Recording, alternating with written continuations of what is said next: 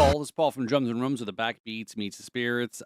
This is going to be a really interesting episode here. It's like a long lost brother, and this goes way back to April of 2020. Nearly 3 years ago. We all remember 2020, early part of 2020, before the lockdown, before pandemic and all these things. And Drums and Rums podcast started out at that or about that time, just before lockdown, and we got to episode 3, and that was when I had made trying to make this decision. Do I continue it? We all didn't know what was going to be next. Actually, when lockdown happened, how long and so forth. We didn't know what the future held for us. So at that point, I was decided that if I'm going to keep this thing going, let me go ahead and start doing the Zoom. I wasn't quite ready. I wasn't thought I was going to be doing it that soon, but as we all know, shit happens, and you either move forward or you crumble up and whatever the analogy is. But anyway, so yes, episode number 3. I was listening to it today, doing a little recap and kind of thinking and looking at it, and it's amazing whenever you go back and look at things you've done in the past and maybe how you improvement, maybe you're playing the drums and you look at maybe some video you've recorded. But anyway, enough about all that. Let me go ahead and get them on the camera here. Let me welcome back to the podcast, episode number 3, now podcast alum, Erik Truelove. How you doing, Erik? I'm good. I'm good. So, oh, there you go. There you go. Oh, Oh, there we you, go. you, Yeah, I just you had to, it's not rum though. Let's uh, say right off the bat, but it's a spirit of sorts. hey, that's fine, right? That's why we always say that we're the backbeats meets the spirits, right? So at least it's as a yeah, we like I said, I talking there about branching out and and other things, and we've you look at growth, and I still stick mostly to the rum stuff. I've kind of branched out a little bit, done some other things, but anyway, it's enough about me. It's about you, right? That's why I asked you to come on. I'm not on your show, you're on my show, so I want to catch up with you, and again, welcome back. I mean, can you believe it's been? Can you believe that's nearly 3 years ago, right? Yeah, you had mentioned the word time warp earlier, and you're right. It's just like, wow, that was 3 years ago.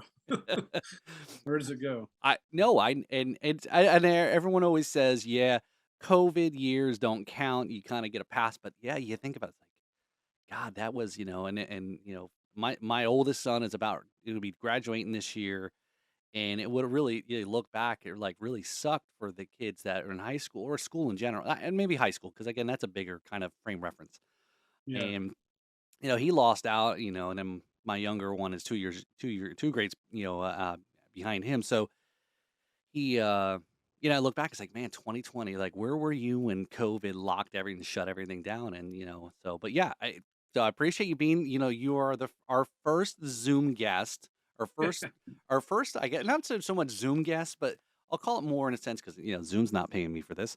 Right. Um, my first remote guest. How about that?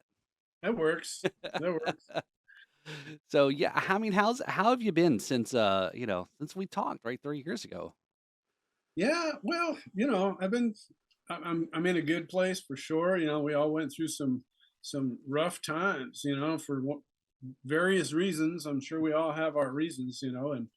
And hopefully we've all come out stronger for it. I know not everybody has, but I feel like I have. And I'm looking at our two screens though, man. It's like I thought I was doing better in the camera department, the lighting, but I have a window right here, and during the day it's a totally different ballgame. And I have different cameras that I use to shoot when I'm shooting video, but I'm just on my computer right now, and Right.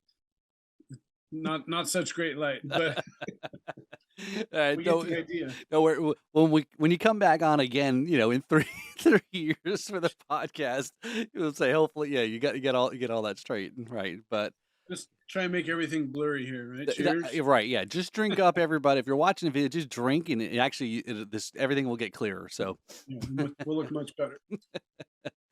yeah, 3 years ago again, when we talked, it was just very early on, and like I said, I'm hopefully that your family, or I mean, how will you that was always Eric. That was the start of.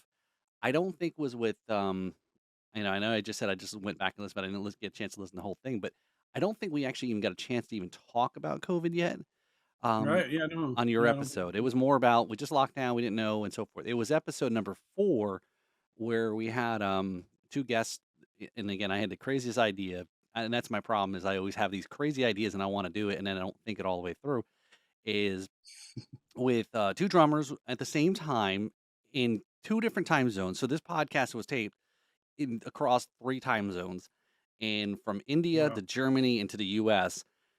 And that was the first time we started talking about and asking, "What's it like for you guys?" Because you guys are ahead of the lockdowns and, the pandemic and all those things, and you're in a different country than compared to the US where, we're a lot more open, than a lot of other countries were. So, but yeah, I mean, how again, like you said, it was, everyone went through it, but I guess anything okay, for Because I work from home, it wasn't too bad. My wife, she's a administrator at a school, so she had to become IT tech. It's a small school, so she was like coaching all of her teachers on how to do Zoom and that whole thing. So, but we got through it. We've got young kids that are in grade school, so it was an adjustment, but it just like with everything, it's like you learn from it, you grow from it, and I tend to look more forward than I do back. So it's all behind us now. right, yeah.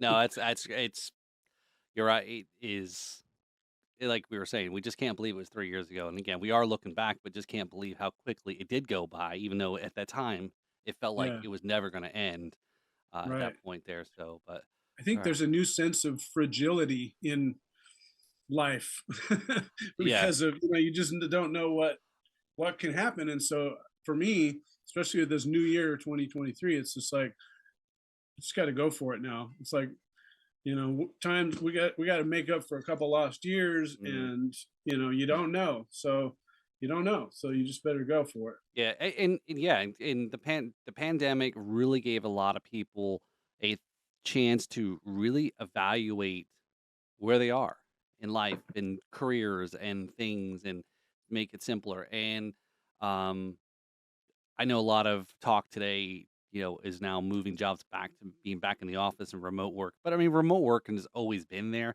It just maybe not to the size that it kind of blew up and sustain. But Right. yeah, you're right.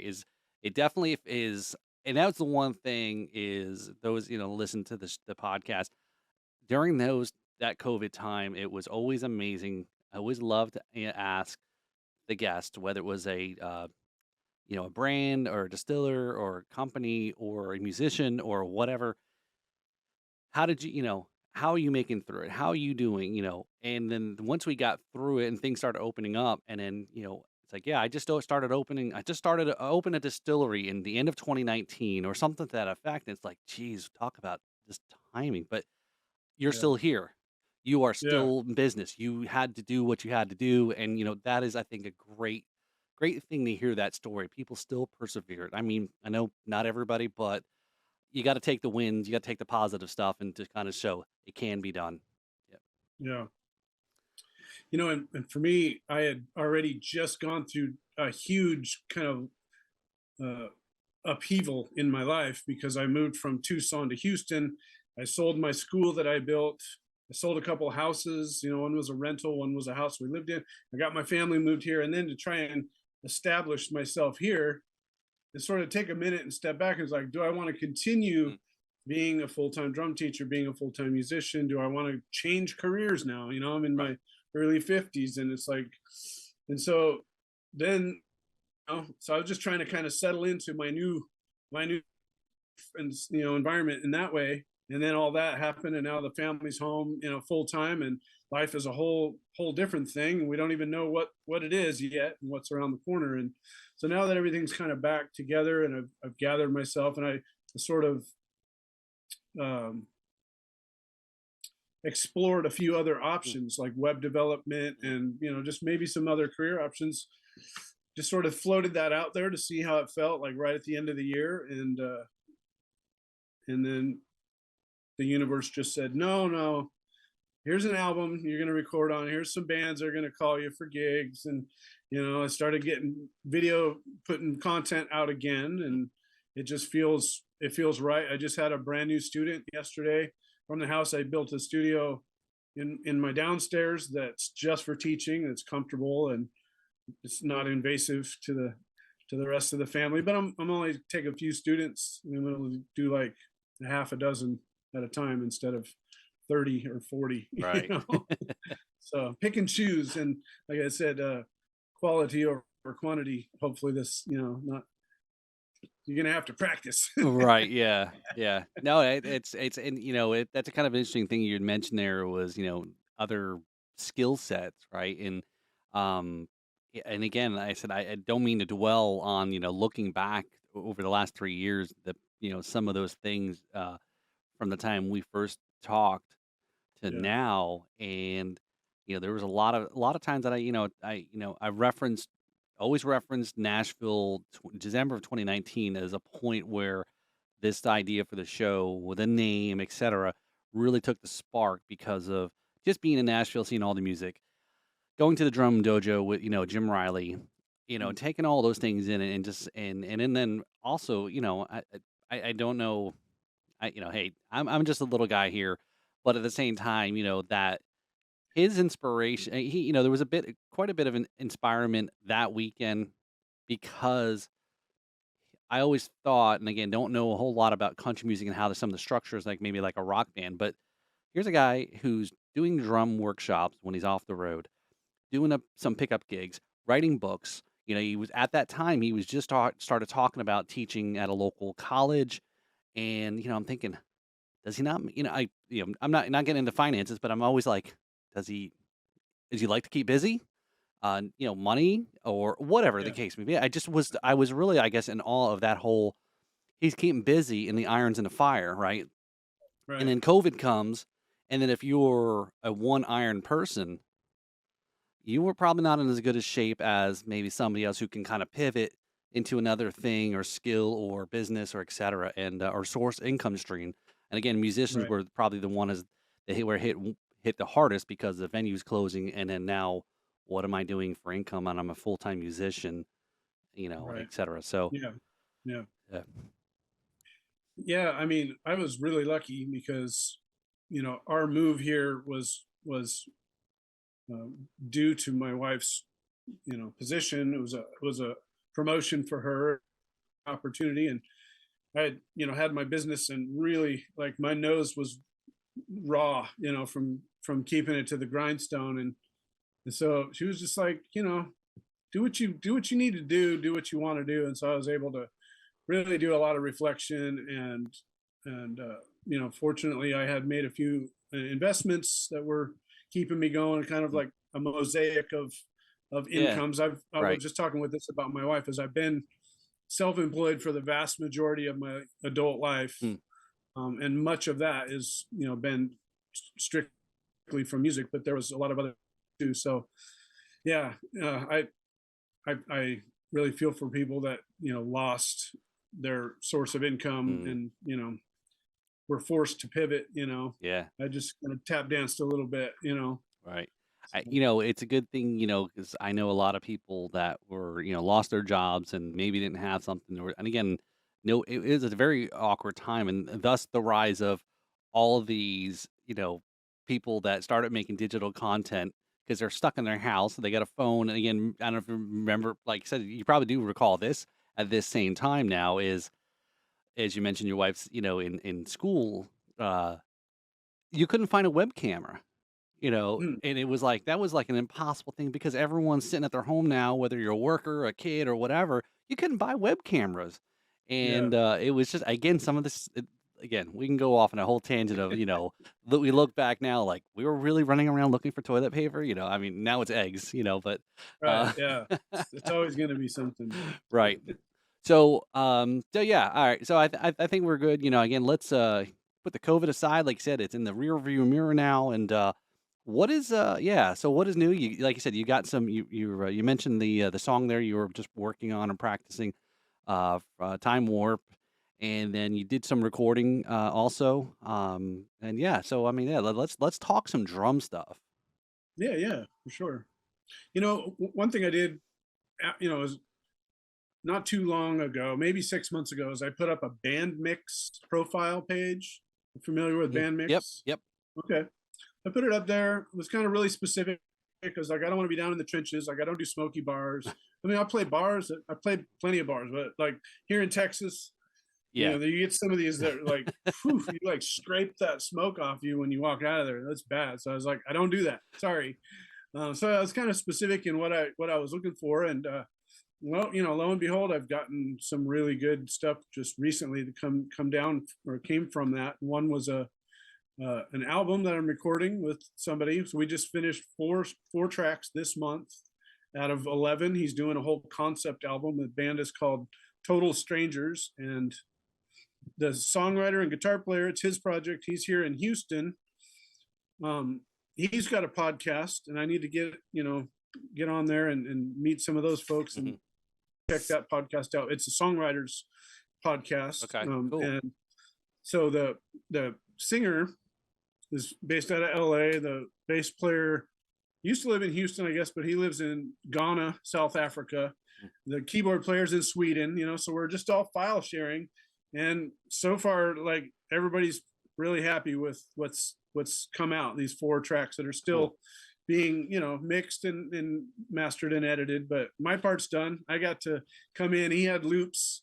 Like these are the grooves I basically want. Here's where you're gonna stop and yada yada. Mm. So I'd run through and do a couple takes with some ideas, send them to him in just a MP3 format, rough mixed where the drums are real out front. And you go, ooh, I really like this. Maybe let's not do this here. And then I go through and do a couple more takes.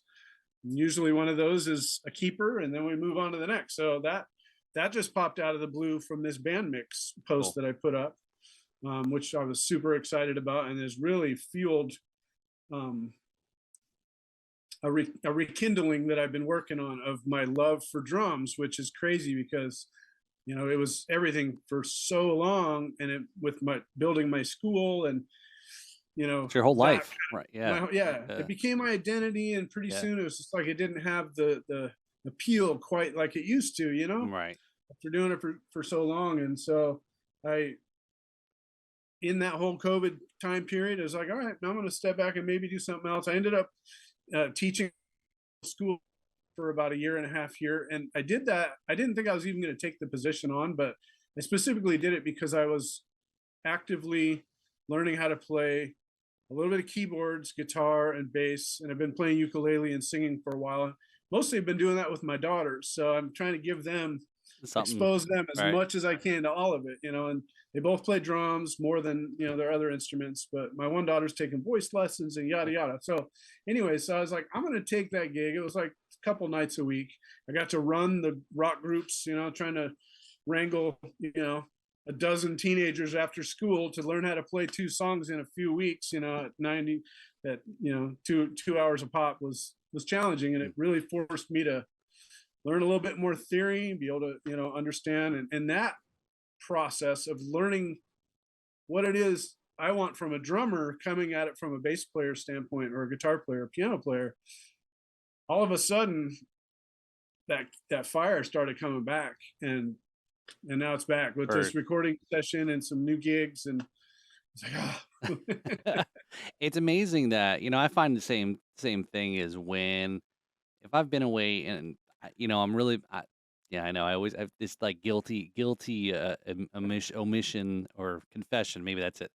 Is I this is now consumed the creative outlet that, early 2020 that I was trying to fill after a couple projects, just kind of, and it wasn't even COVID related, but it was, and it's like trying to play and do, and again, what it's like trying to meet up with people, like you said, trying to meet up with people that's going to fit to do something, and what do and, right, um, and just fitting that in. But then there's times when I'll, be away from the drums for a while, and again, it's not that I don't like playing, it's just there's life, right? And it's right, yeah, I know people will say, "Well, you don't make it a priority or you don't." I'm like, "Well, I've got a family, I got kids, I've gotta do have a full-time job, that is and pays you me. got a podcast. I I got a mean, podcast, yeah, and I'm kinda going all over the place and other things too, and, I do but then when I do come back, I do enjoy it, do what would I like to play more? Would I like to, maybe, for here in Florida, it's okay because our bar gigs are not bad because you're not allowed to smoke inside. Yeah. unless you're like 75% of the sales is alcohol. And but so yeah, so I get what you're saying. Sometimes it's like it's like the absence makes the heart grow fonder, if you want to call it that, Mhm. right? Yeah, For sure. Yeah. Valentine's Day is not that far away, right? Yeah. So, but that no, that's pretty cool. And but like you said, you didn't know what it is, where you're, how that was going to turn out, but it was something that you know ended up being a good positive experience. Teaching they go in there and teach. Yeah.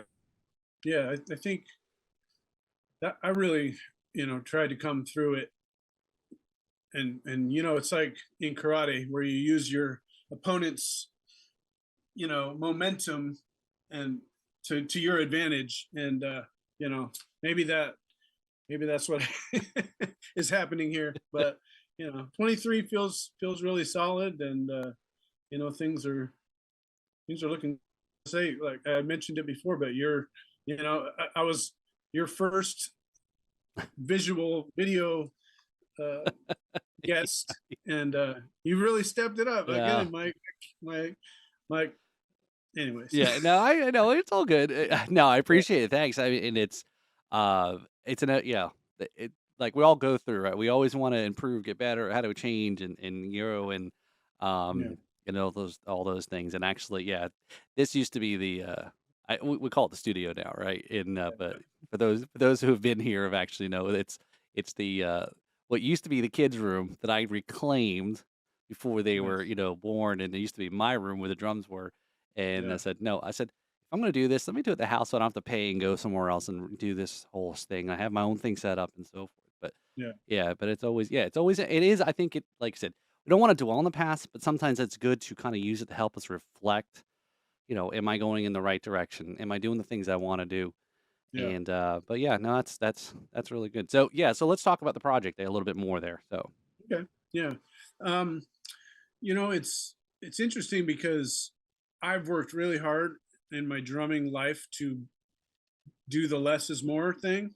Like not be so busy, really serve the song, fill when it's necessary, solo when it's necessary, which is really rare in most cases. I did a theater gig where it was part of the thing. It was a melodrama show, comedy, and like you're following the keyboard player and you're playing a bunch of sound effects and stuff. And so there was tons of solos every night, and it was like 4 drum solos every night, for that. But most of the time, it's not my bag. It's not my thing. So uh, I just recently, well, with that project, he's wants me to be busier. He wants me. He's like, feel more. I want the drums to really push, and the fact that he already had an idea of what he wanted, from a songwriter standpoint, producer wise, that's it. There's a lot going on mm, there, and it's been really easy for me to just go come in and try and give him what he wants, right. even though it's not necessarily my instinct to approach the song that way. Okay. So that's been really interesting, and yeah, I mean, I'm hoping to do more of that. I've actually done a fair amount of recording in my career. I've been involved in several studio projects and albums and whatnot, but not out of my own. I've done a few out of my own, and I'm really hoping to pivot to that. I finally started doing some drum covers. I hadn't put out a drum cover video in 2.5 years, and so I just put one out this month as well. I've been hitting it hard in January, but it looks way better than this because again, I'm on my camera on the computer, like just the MacBook camera here. So I've got at least 1080p cameras. I'm not Eh, up to 4K yet, but like yeah. I was happy because the lighting, you mentioned lighting, Mhm. super important, and the cameras and my audio. Like I feel like I've stepped up, a couple of notches in that, and still learning though. Yep. It's a constant thing to stay ahead of the wave or stay on the wave. Yeah, and especially, a lot of us that are doing something, whether it's drumming or music or, we've become, and and technology's gotten a heck of a lot easier and cheaper that we've all become, kind of a bit not professional, maybe in every aspect, but somewhat proficient to be able to do things on our own, right? Yeah, Right. You can record your own drums. All the things. You don't need an engineer or somebody in a full blown studio. or any of the social media, obviously, again, with a podcast, that's something I want to do certain things, had to learn, or even some of the editing of the podcast stuff that we do, or, and learn, how to use something like Audacity and, compression, and again, but yeah, I think, like you said, it's the pandemic for some may have created the opportunity to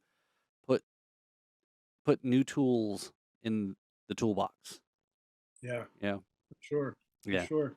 So, Um, Something I did that was unrelated, well, pretty much unrelated to drums, was I built a cargo trailer conversion camper. o So okay. I had it. I had the trailer itself built specifically to fit in my garage. I have a two-car garage with single doors.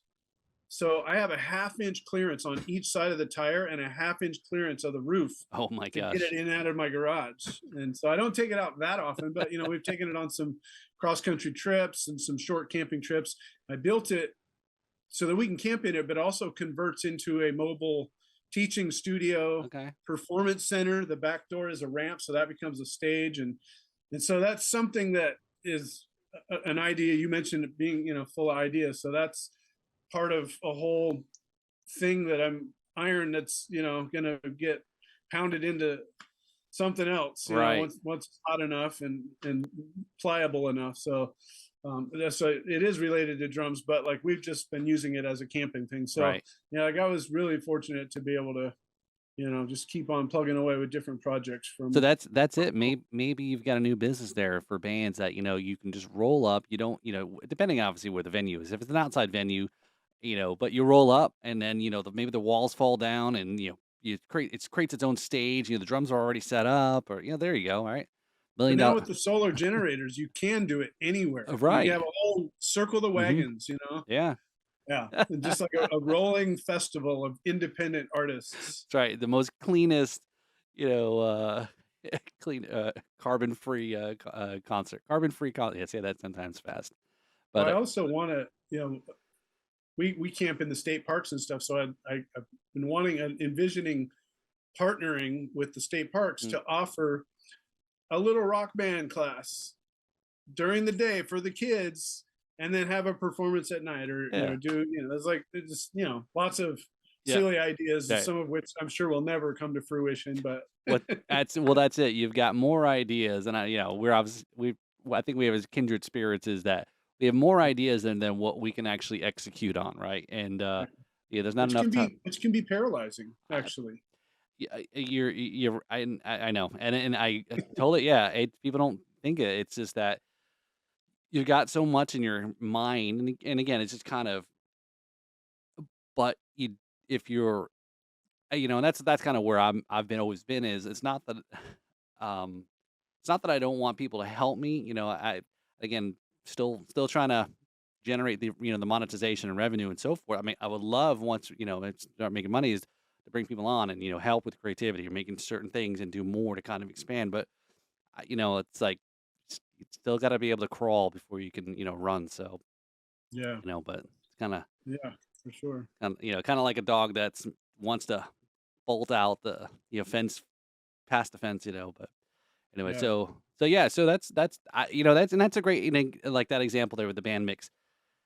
There are good things, positive things that may not have had happened because of the pandemic, right? Because of these yeah, certain lockdowns or meeting up people because the things would have kept going its normal course and it would have maybe I think it probably like we were talking earlier about remote work. Remote working has always been there prior to the pandemic, just not to the volume of it became, and now kind of contracting back. But those things like recording and sending loops and samples and whatnots and tracks over it's not was so it wasn't new. It wasn't created during the pandemic, but it kind of blew up because of right. the necessity of it. So Yeah, became mainstream for sure. Now right. everybody's doing it. It's like TikTok. I don't do TikTok, but I do Instagram. And now it's Hmm. shorts, and even Yep. YouTube's doing YouTube shorts. And so even today, I was doing something on my. I've got this really an electric kit. I'm doing a thing with the Roland Octopad where it's basically a looper, and Mm, there's got melodic sounds in there. And there's some people out there doing some really interesting things with Octopad, and I've got it, where there's the mesh snare pad on it and kick pedals and the cymbals, and then it's all on a really small frame.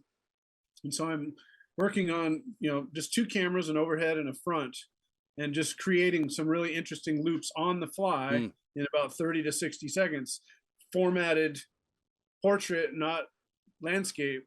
And I'm going to throw them up as shorts and just see what yeah, happens. But it's like, I've, I've gone back to an old school day planner, handwritten.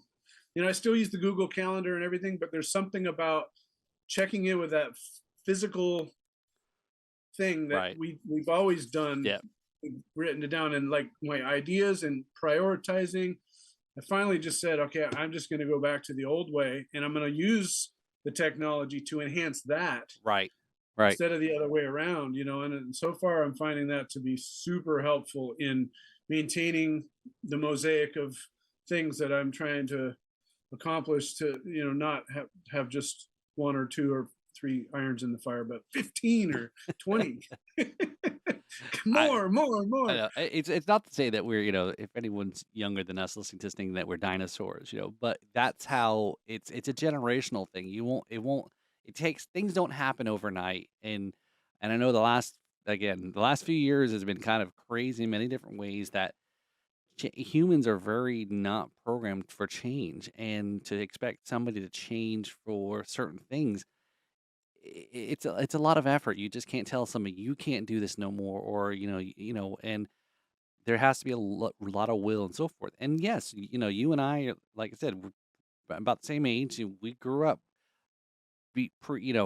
pre computers, or just before computers really took off in the home PC and things like that. And I'm the same way. There's still at work, I still take my notes, on a meeting. Can I get an iPad? Can I get the computer? And and that was actually something that was like, yeah, some of the millennials, that are the difference between generations in the workplace, where it's like, oh, this kid's sitting on his phone the whole time. No, he's taking notes. That's how he takes Right. notes. And it's like Yeah. it's a anyway. So Researching. Yeah. right, yeah, and that's Yeah. how people are. Now, so yeah, maybe then in the next couple generations, yeah, the paper will go away. But until they have improved the crude caveman, you know, you know, until they can prove that stylus, Yeah. you're not gonna take the pencil, the pen away from people. But Yeah. I don't know. I It's hard to imagine the world our kids are going to be living in 20 years. At this oh point, yeah, with the rate of the way how fast things have changed, especially recently with the you know popularity and explosion of Chat GBT and all the oh artificial yeah. intelligence, and where we can see that door opened. Now we're looking in that room, just like, holy crap. Hmm. Here we go. This where we're going, This you whole know my everything I'm saying, I put through the chat AI. So this is I knew it. he No, sounds too much like it's a kind of computer. scary. Yeah. If you I want even, to, if you want oh, to sorry, say, go ahead. if you want to say, I'm joking now. I'm not joking, but serious. If you want to hear a computer, oh my god! I said I went back and I listened to episode 3 and how I started it off, and I was doing like reading a little intro script, and I was like, oh my god, you could tell. And again, some of those things you've improved and you get better and you're comfortable, and I'm like, I know I was reading something because I was like just like like a robot kind of reading this thing, and I'm like, oh my god, I'm glad I don't do that anymore. I don't know, I Uh, know it- if you're listening to this podcast, drop me a hint on, on social media somewhere. So do you just like the old podcast, how I kind of approached it, or do you like the new format, a little bit kind of more, I don't know, but I'm always interested in feedback. It's But interesting. It's just like, learning an instrument mhm. is it's super important to record yourself so that you could document and learn and grow, from that. So yeah, but I bought a Udemy course. If you're familiar with Udemy, or if the listeners are familiar with Udemy, it's like college level courses that you can purchase online, and they're just online courses. There's a bunch of them out Okay. there.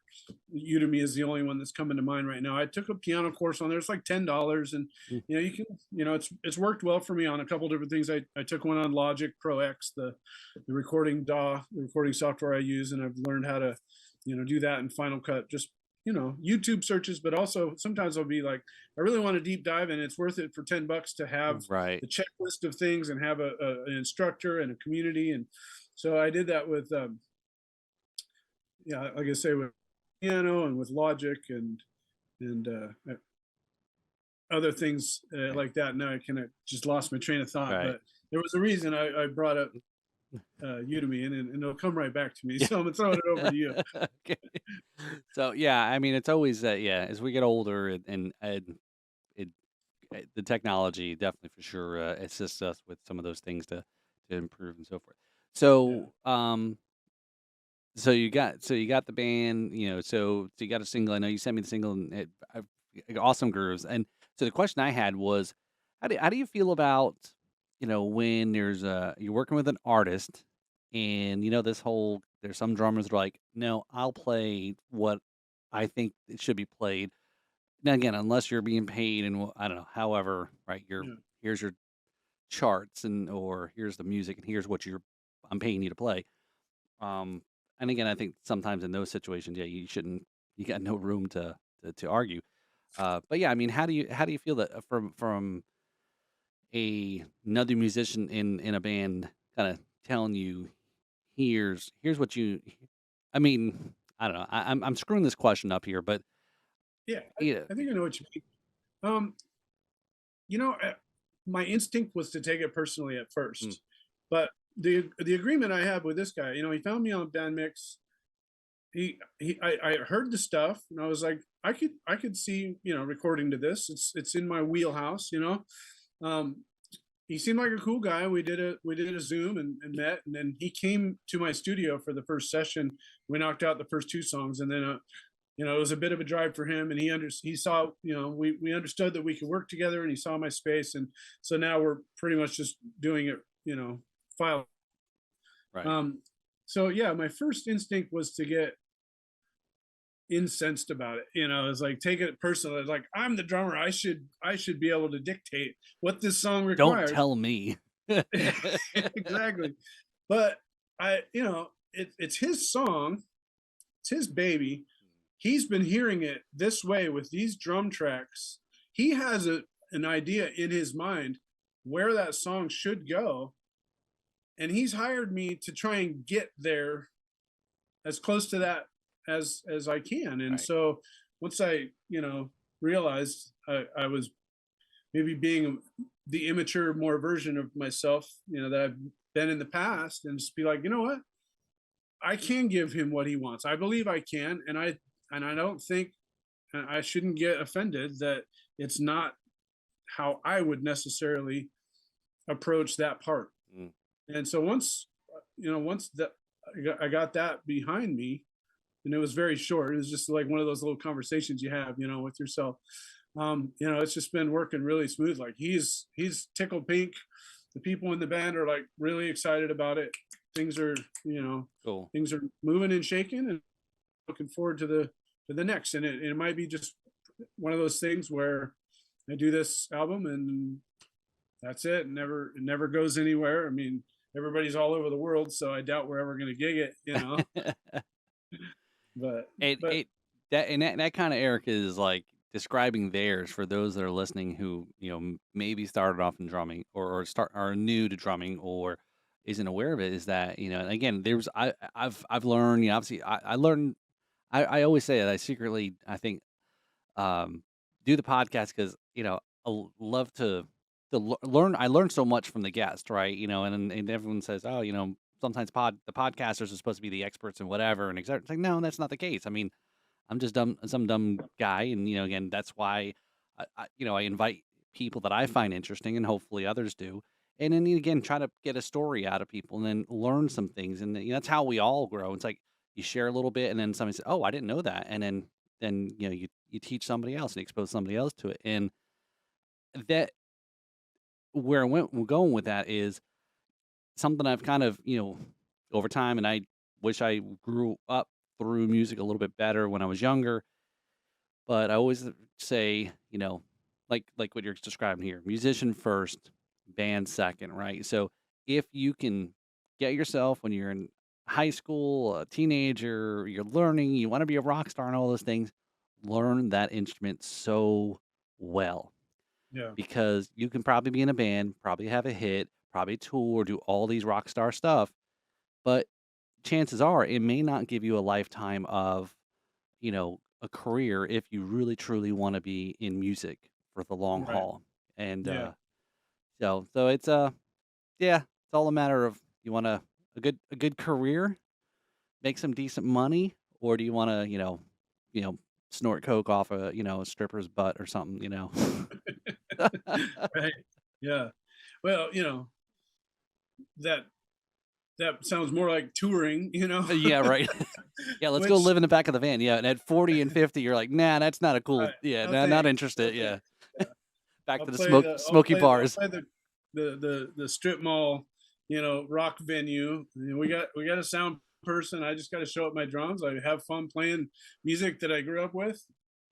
Yeah, I go home. Yeah. It's a nice way to get out of the house, but I'm gone, for weeks at a time. And I made that decision when I was building my school. Mm, Was like kind of try and dictate, decide for myself what my music career looks like. It right. doesn't have to mean touring. It doesn't have to mean the seedy side necessarily, if you don't want to. But yeah, but was happy to get this project came up, and it's a legitimate project. It's a paid gig, and Right. I'm hoping it can lead to some more. Because I like my studio. I'm happy Yeah. here. I had a dark cloud as far as gear went. My I went through a couple of different interfaces and a couple of different computers, and it just constantly felt like I was chasing my tail and beating my head against the wall. And I finally got past all that, and everything's running smoothly. And it's like, okay, I can just turn on a few things, and when I'm feeling it on my time, and when I'm feeling in the right headspace, can get in and do it. Right.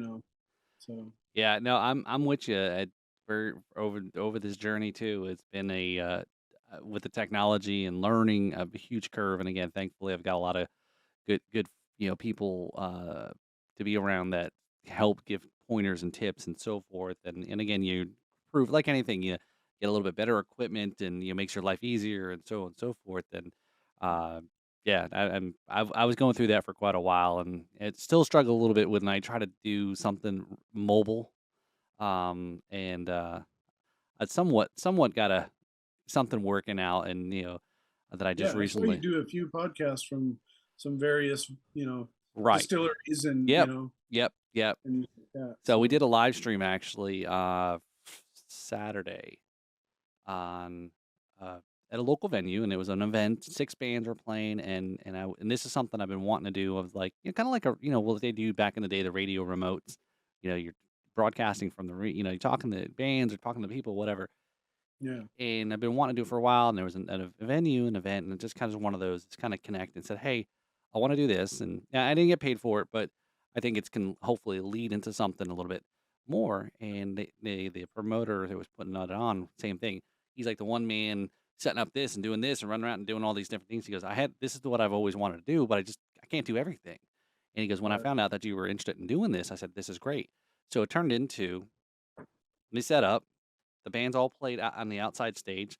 I had all the bands come up, and we were up on the stage inside, and it was kinda like an interview. People can watch an interview with the bands and learn. So, yeah, so again, it's like, well, okay, this is kinda cool, and I that is cool. on Yeah, a previous guest, I was talking with, and he's a bartender, so Anthony from the Hate podcast, he's a bartender, and I said, I think when I started doing my live streams every week, outside of the podcast, I started realizing this is maybe there's because I'm not playing out or gigging or whatever.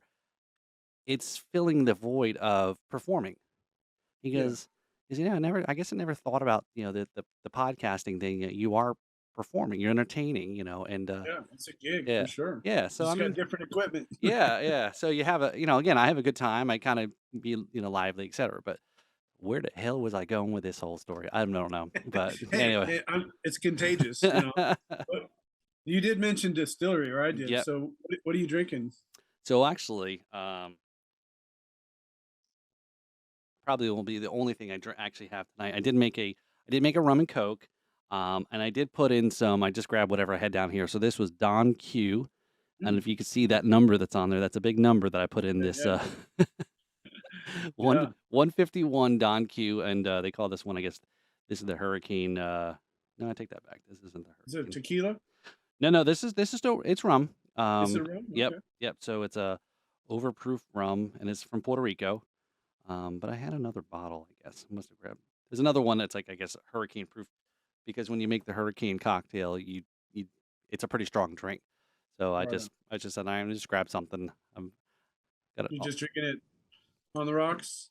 a little mixed. I Yeah. did have some ice and a little bit of Coke, Diet Coke, Okay. so Right on. not too bad. So I just gotta watch. Super fancy rum and coke then. That's right, yeah, strong rum and Coke. So I gotta watch. I haven't eaten dinner yet. So Well, I still usually do the Jaeger. I've been doing that for like 15 years. Every time around the holidays, it's Jägermeister and eggnog, and it's called a Yegnog, and that's my okay, creation. It's okay, delicious. I've turned a lot of people onto that. I okay. know it sounds. If you gotta like eggnog. If you don't like eggnog, forget it. But it's a spicy little thing, right? I'm drinking an apple pie, which is Fireball and apple juice. Okay. I Fireball and hope apple. I'm Alright. trying to, little So break from the Jaeger. so I've got a story for you then and talking about Fireball. I'm not Okay. sure if you heard some of the news lately about Fireball. I did hear that. Yeah, Okay. the little ones, right? Yeah, yeah. Yeah, And, the big lawsuit and everything, and, uh, it's funny because local mom and pop liquor store here, I go in and frequent, and we got talking, I don't remember how exactly, but he was telling me, he goes, "Yeah, they're selling Fireball now in the gas stations here in Florida." And it's like it's messed up because people say, "Wow, oh my God, there's alcohol in the gas station. You usually have to have a different liquor license."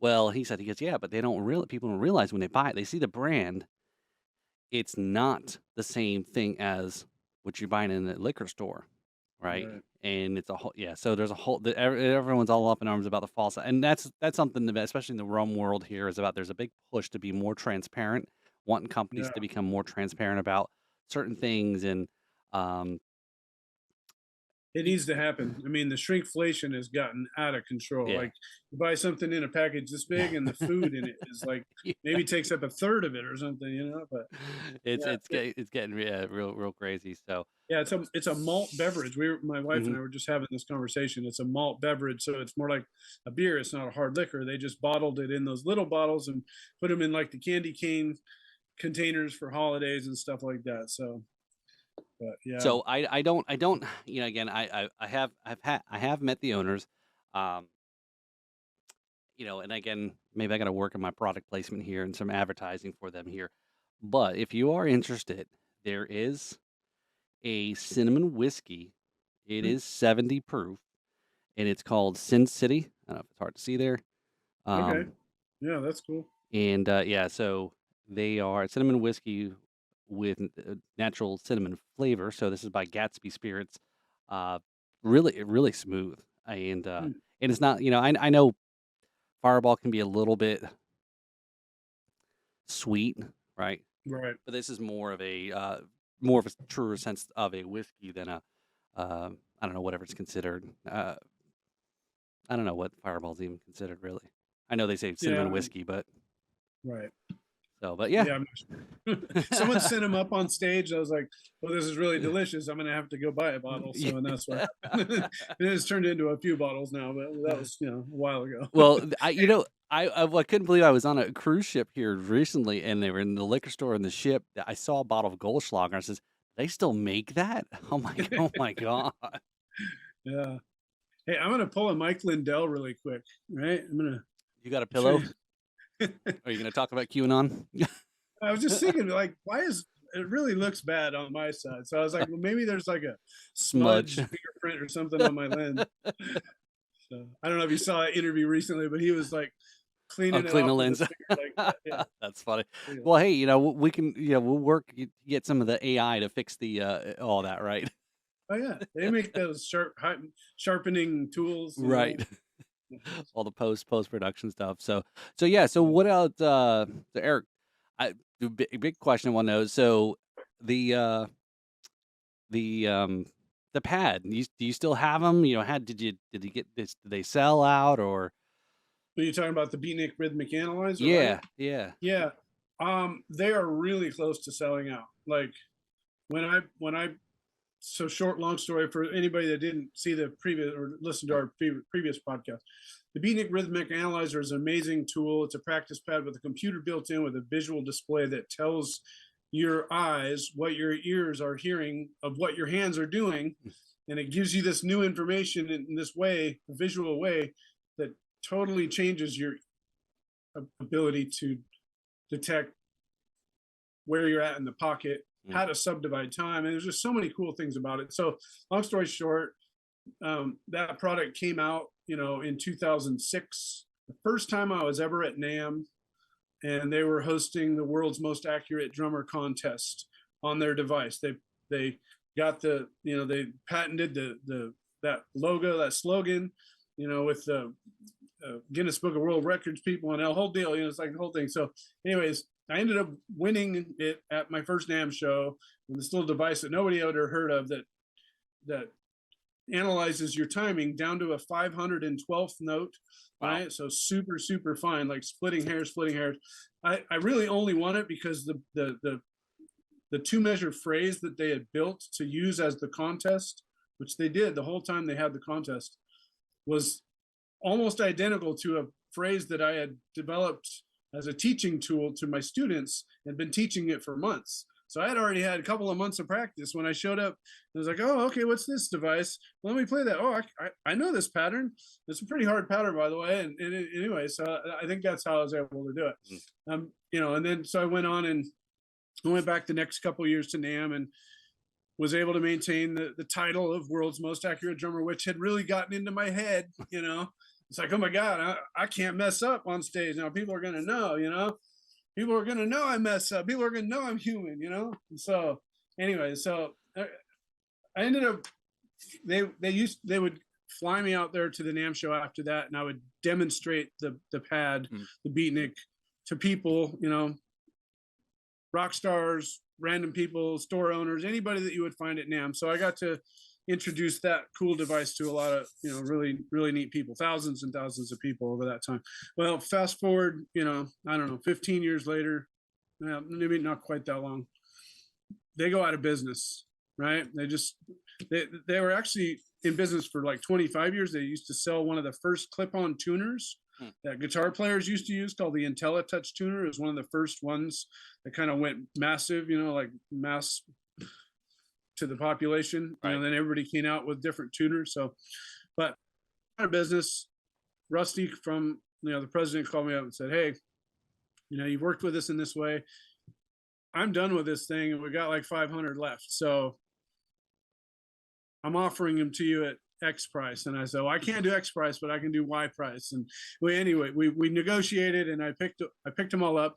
It was right when I was had moved to Houston. I was still kind of going back and forth because I was selling my business, selling my house. So I spent a year and a half flying back and forth Mm. from Houston to Tucson. But so he was up in Dallas. The company was from up in Dallas. So I rented a U-Haul, went up and filled that van to the gills with all those and the bags and the adapters and all the promo materials, and brought them down and put them in a storage unit in my apartment complex we were in at the time, and just started selling them.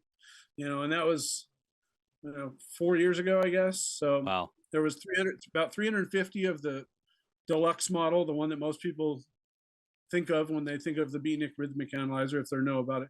And then there was about 150 of the junior models, and about enough bags for all those. So now I'm down to like literally just a few dozen, Mm. and I took a few boxes and just put them away because I'm not going to sell them. So Yeah, you don't want to give. Yeah, yeah, yeah, I may at some day do some more like drum clinics or something, yeah. kind of talking about that, and I know I'll want to have a little stock of them, or if I ever open another school or something like that. So Right. now my friends that have had them, that like, "Hey, I need to get another one before they're all gone." Well, cool. So Yeah. you can available on the website, right? I know we're not doing shameless plugs promotion yet, but yeah, I mean, I guess you can find it on the website. Yeah, I have a link on Yeah. my website Okay. it says my store, which is basically my Reverb store. That's, I also buy and sell a lot of gear, Mm. just, not just drumming gear, but since I was learning to play, you know, keyboard and guitar and bass, and, I had a school that did all those Right. taught all those instruments. So I have, and I don't want to do the mobile school with the traveling, with the cargo trailer. So I have enough gear to outfit two little rock bands, like the full little miniature PA system, electric drum kit, small bass amp, small bass, small guitar, and the microphones, all the cables. So like I can open the school right now, but you just put those in the closet, for Right. now. So So, mm, speaking of, yeah, if you play since you play other instruments, is a good friend of mine here in South Florida, podcast also, Brad Brock, who is good friend of mine, and again, he's another one who's been a musician pretty much all his life, and so he knows the audio aspect of things. He also is a one man band, and but nice. so he plays, he sings. He's like here and probably like everywhere. Every soloist is using some type of looping going on to kind of add a little bit more to their sound. Right. He has these. He has a couple of he's got like one of these on his guitar that he Hmm. plays, and when he's strumming, he's using his pinky to basically tap it for the ride cymbal.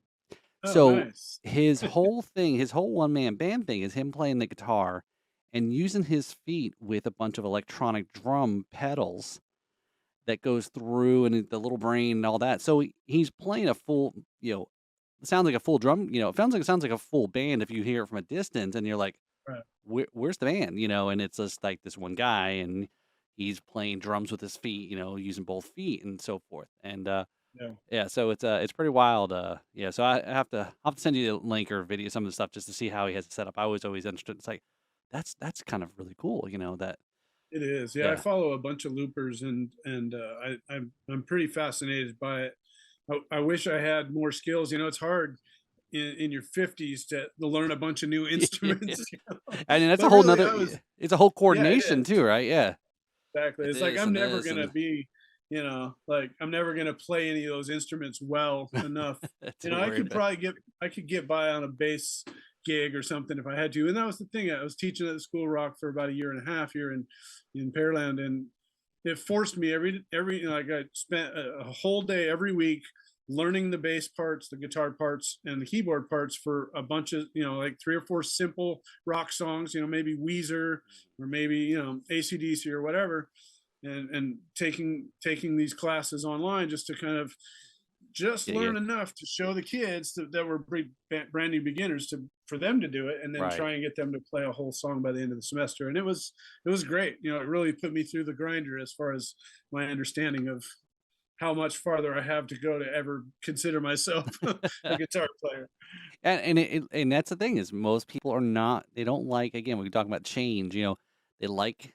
People like being in their thing. They don't like to be moved out of their comfort zone.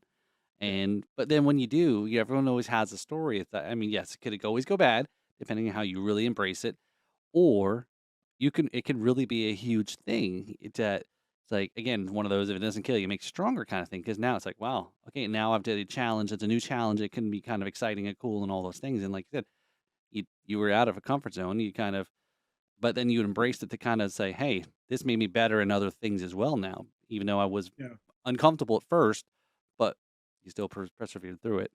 So, yeah, very yeah. I cool. got kind of caught up in the ukulele. Like I own way too many ukuleles. It's really cool. Hey, this one here. Uh, Oh, holy cow! That's a yeah, it's like ukulele. a little Les Paul electric ukulele, right? Oh, you got to. And Hey, so Eric, you got to send me a picture of that because there's a couple of that we've got a local. They're they are called the Little Things Duo, and two girls that play ukes. They've got amazing voices that are the harmonies are crazy. I posted something not that long ago on Instagram, and but Shanice, she was on the podcast, and she also does play the drums too.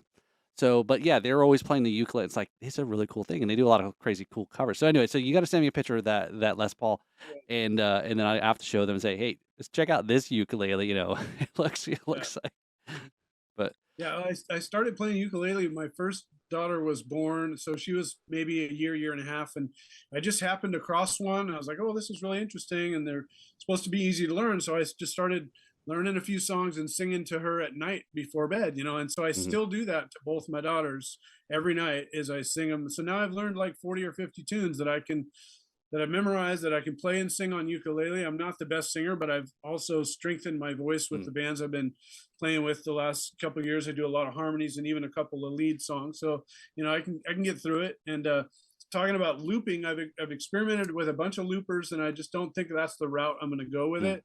I've got a pedal called a Beat Buddy, Mhm. Okay. which is a drummer pedal basically. And it's a really cool pedal because it has A part, B parts, and some really tasty fills, and you control when those fills happen, Mm. when you go from A to B. You can set it sobriety level, so it can be stone sober, or it can have up to 5 beers, which is totally pointless, as you might can imagine, just like You're with you're a really real playing drummer. behind the beat there, right? Right.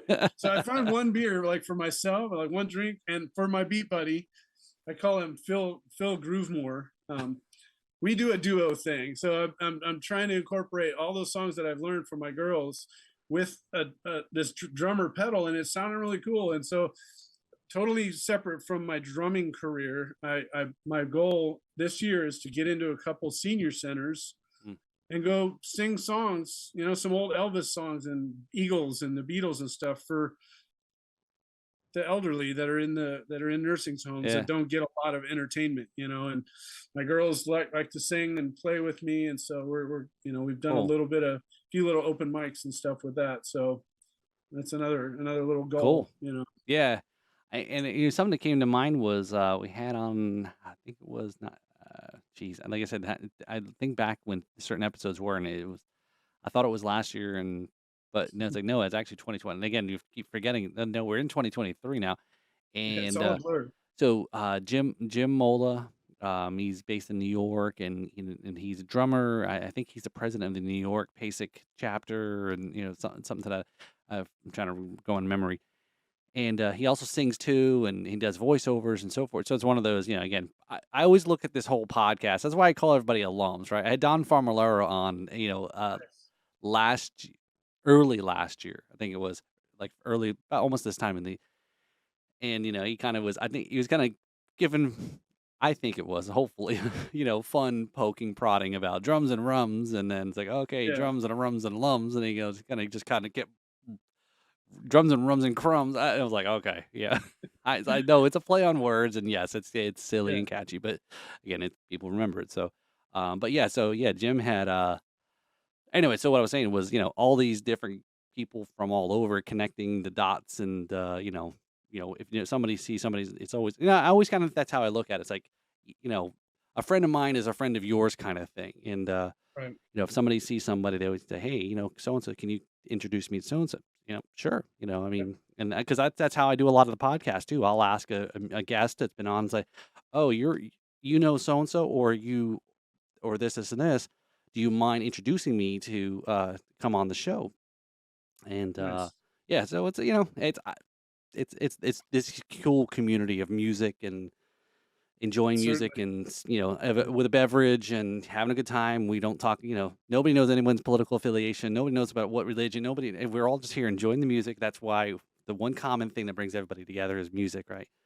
So for sure. absolutely. So Trying to think, I think I may only know one drummer in Florida, Casey Grillo. He's the drummer for Queensryche. He's okay. the current touring drummer for Queensryche. He played for Camelot before that. He was like, I think, original drummer for Camelot, and really cool guy. He's based out of Florida there somewhere. I want to say Tampa, but I Okay. could be wrong. He also does a custom drumhead business where he makes drumheads for like some of the biggest names. Like he has a lot of his drumheads in the Super Bowl, Oh, like cool. for Brian Fraser Moore, like that played for Madonna, and just like so many artists have used his business. It's called, I want to say, Drum Static. Okay. He's just done some crazy cool stuff, especially with LEDs and things like that Oh, too, cool. with his drum business. But really cool guy. I met him through NAM and through the Beatnik, because he was a Beatnik artist, with onboard research and stuff like that. So, but yeah, you might, Cool. I'll send you a link Yeah. to him. Maybe he wants to come on the show and Yeah. talk about, That'd you be know, awesome. And like I said, I'm always up to, like you said, some of the distillery tours you've seen, is I'm always up for traveling. I said my goal has always been like to take a Guy Fieri show and the Sammy Hagar show where they both drive to places and check out. That's what I want to do, but like with music, and and a booze kind of aspect. I don't know if that's actually been done before where they've married the two type thing. So Yeah, if no, you're that's watching this, cool. anybody, don't steal my idea. I've already copyright, hashtag copyright. Talk to my lawyer. Okay. That's my idea. Same Damn thing it. with the cargo trailer conversion and the That's state right. This is campgrounds and all all that. by My idea. watching this podcast, you have inadvertently have signed the non-disclosure the agreement that you just did not know about. So there you go. Yeah. So all right. And hopefully that separates us from the AI is that Yeah. these ideas, You got to kind these of ideas. throw it off there, right? Yeah. So all right, Eric, are you ready for the rapid fire? Oh my gosh. Okay, I guess. Do you I don't know. want I don't even know do what you need to that refill? means. Do you need to refill your drink? I'm still good. I Okay. made a big one because I knew we were probably going to talk for a while. All right. So here we go. So let me cue this up here. Here we go. All right. Here we go.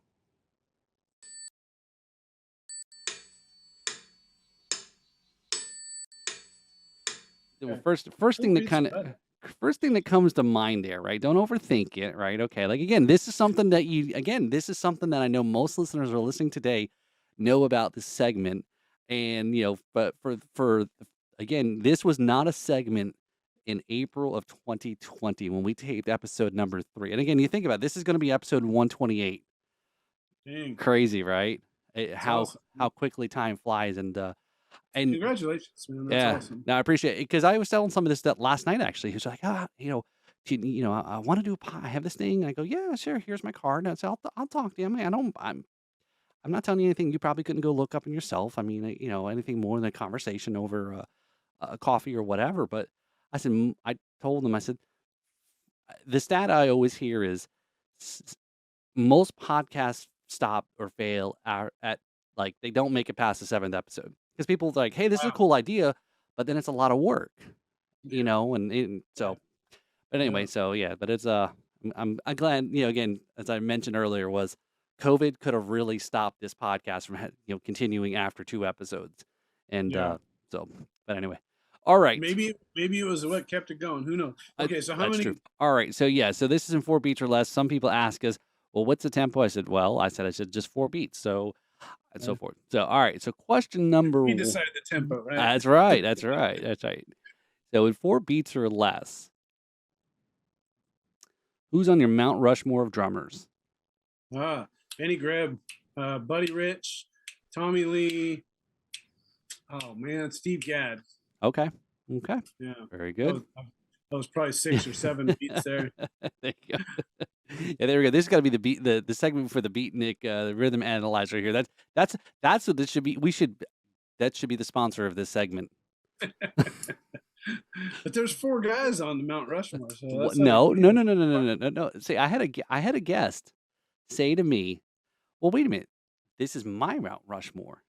I said, "That's true." Oh, I didn't say okay, how many. I just said, "Who's on your Mount Rushmore?" okay, And I had interviewed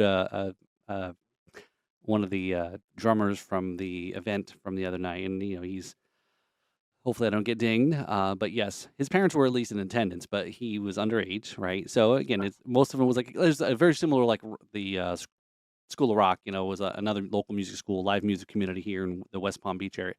And gotcha. so I'm talking to the kids, kind of interviewing them. The parents all thought it was kind of a cool thing. It's like, oh, you kind of this is something different for them to do before a show, right? Before going up on stage. And Yeah, I asked him, I said, okay. I said he was the only drummer sitting there. I said, all right. I said, so I asked this question on all my guests. I said, you probably shouldn't be listening to this podcast because you're not old enough, but you know, who's on your Mount Rushmore? And he says, my dad. I said, okay. He goes, that's it. He goes, because his dad plays drums and his percussion. I'm like, that's a really cool answer. So I've not no had doubt. anybody That's say their awesome. dad. Yeah. So, all right. Anyway, That's so awesome. question number 2. And these are not all drum related. So some people Okay. ask. Sometimes I have to explain myself. The Drums and Rums podcast is sometimes not always always drums, and not always rums, and not even both things together. It can be 100% one or the other, or whatever.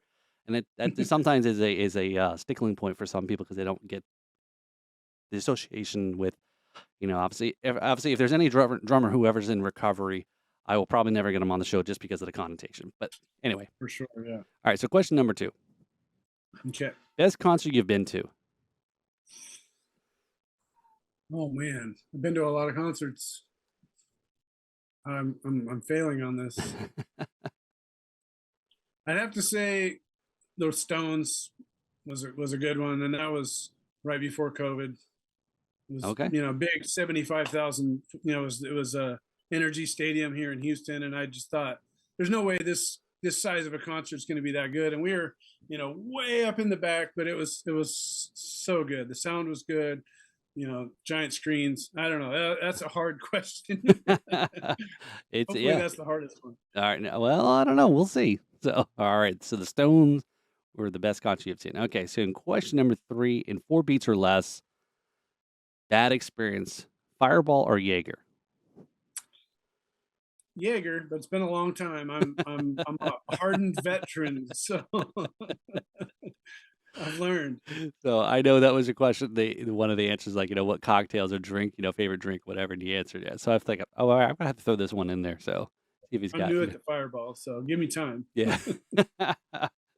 Actually, we were talking about Goldschlager earlier. I said I actually was somebody was pouring Goldschlager, and this is like back 20 years ago, and I didn't have a shirt on, and it was like pouring and missed my mouth, and it was like going down my body, and I was like actually gotten alcohol burns because it was either I'm so super pale or it actually was pretty high proof booze. All right, so question number 4: Drum roll, please. craziest drum related story you got. And you don't. You can go Okay. more than 4. You can go more than 4 beats on this one. I'll try and keep it really short. I went to do a TV shooting for a reality show back when reality shows were just popping off huge. It was called Girl Meets Cowboy. It was an LA crew came to Tucson, Arizona on a big ranch. And I was playing with a good buddy of mine, Andy Hersey. Got to give a shout out to him. One of my best friends, one of the most talented people I've ever worked with. Anyways, he gets hired to be the backup band where the girls and the cowboys are dancing, at the corral. It's out in the middle of the desert, pretty far drive. I get there and I don't have my cymbals. No time to go back, no time to call anybody to kind of bring any cymbals. So I didn't know what to do. And I ended up taking the license plates off my car and put them on the cymbal stands and just played the shit out of those license plates. It sounded horrible, but that was it. Yeah. That never saw the light of air. The light of day is probably my fault, but you know. So we can't do anything with this. What the hell Right. is this? That guy ruined it. The Oh whole man. production. All right, if you're Yeah. listening to this, anyone's in Hollywood or whatever, please let's find this video. There's got to be, of course, it's always somewhere. Oh, Come on, I it's would love to see make Eric TikTok money, okay? So this that. license plate symbols. There you go. So, oh, all right, Eric. Well, that wasn't too bad. Again, it's a little No, fun. that was Yeah, pretty fun. there's fun. So we'll jump on back there. So again, I can't remember now. So it's so far back. I think didn't you get a shirt? Didn't you get a okay? So again, I as totally should have wore it today too. does it still? I Stomach know shirt. after 3 years, does it still fit? Right, that should be the question. Is anyone who comes back on the show? Do you need I'm a a little baggy, man. What are you talking about? Oh my god, yeah, I know that was another one thing is I had this whole idea about the shirts, and I was like, no, I said I'm just gonna keep those shirts. I'm just gonna give it to the guests. 20 Yeah. bucks, whatever the shipping is, and and again, it's kind of a cool thing. It's a branding thing, and I've got some guests that are overseas and in other countries, and it's like, hey, here's a shirt, and wear it, and people see it, and whatever, and ask the question. So it's Yeah. yeah, it's a pretty cool thing. So It is unfortunately, pretty I cool. don't have anything for returning guests. So Oh no, no, that's okay.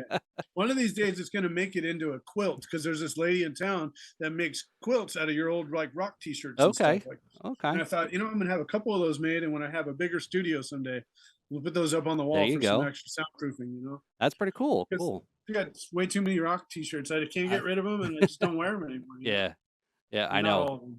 I wish I had still had some of mine, but again, it's like I said, have Actually, some talking. of mine up right up there at the Oh, very I see the top. Jaeger.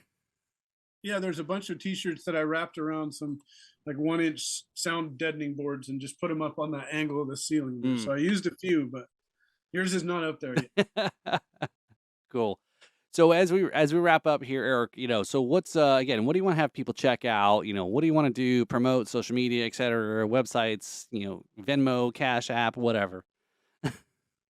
Yeah, no, I'm pretty bad about that kind of stuff. I mean, I have a website, Yeah. eriktruelove.com, and I try and keep that up to date, with the gigs I'm playing, and I've got a Spotify playlist. If you just search Erik Truelove, I kind of have procured a playlist of um, projects I've been on that are on Spotify. So there's a bunch that I've been on that aren't on Spotify. So that's kind of a smattering. And yeah, that's I try and do Instagram and all that, but I still have my drum and drummer school of percussion like Facebook page is still active.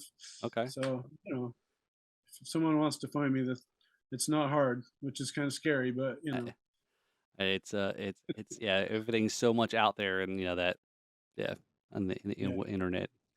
So yeah. cool. All right. But Yeah. I So appreciate the opportunity, man. I really appreciate you asking me back, yeah. and I think it's awesome that you're doing this and it's growing and it looks great. Sounds Yeah, great. I appreciate it. It's, again, and thanks to the invite to come back on. I had and it's again 3 years. It just is crazy as to think it was 3 years ago, and and hopefully it's not another 3 years. And again, let's try to do maybe some more stuff and collaboration, and other stuff. I like to try to branch a little bit more from just some of the podcast stuff and do a little bit more video stuff. And again, for me, try to get my butt back in the drum throne, right, to do some stuff. I mean, I think Yeah.